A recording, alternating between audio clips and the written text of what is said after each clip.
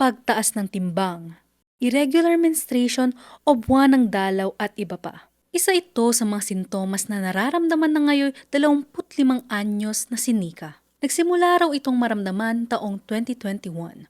Pero ang inakalang normal na pagdagdag lang ng timbang at irregular monthly period, nauwi na pala sa isang kondisyon na kung tawagin ay Polycystic Ovary Syndrome o PCOS.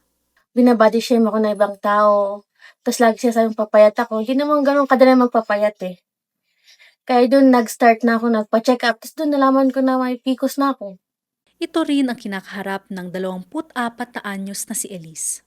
Bagamat hindi gaano nakaranas ng pagdaragdag timbang, ang epekto nito kita naman sa kondisyon ng kanyang katawan.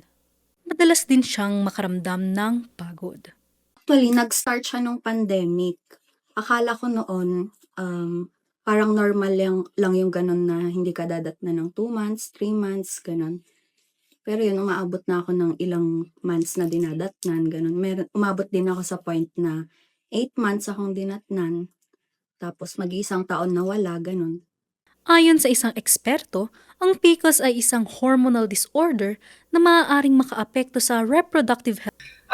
PCOS kasi is, ang masama kasi sa kanya, since there's a circulating male hormone, which is called your androgen, it causes you a deranged hormonal problem in your womanhood. So number one, syempre babae tayo, we're not really supposed to have male hormones, di ba?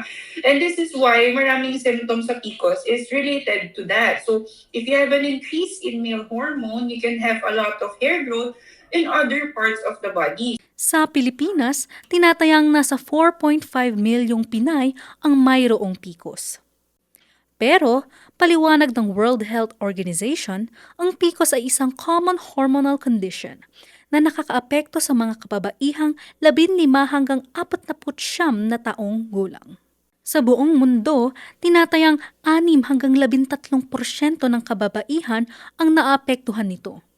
Pero, ang numero, posibleng mas malaki pa lalo't 70% sa mga kaso nananatiling undiagnosed.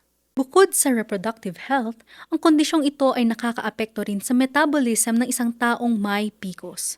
Pangatlo, isa pang issue kay PCOS is it has insulin resistance. So big problem ito kasi insulin itself, since hindi po nagfa-function properly, so the circulating sugar in your body, it can cause you to have obesity, it can cause you to have the pagtaba po or paglaki po ng leeg po ninyo. So this is all related just because you have a imbalance hormone. So because you have poor na hindi maayos na hormone, uncoordinated, and because of the male hormones.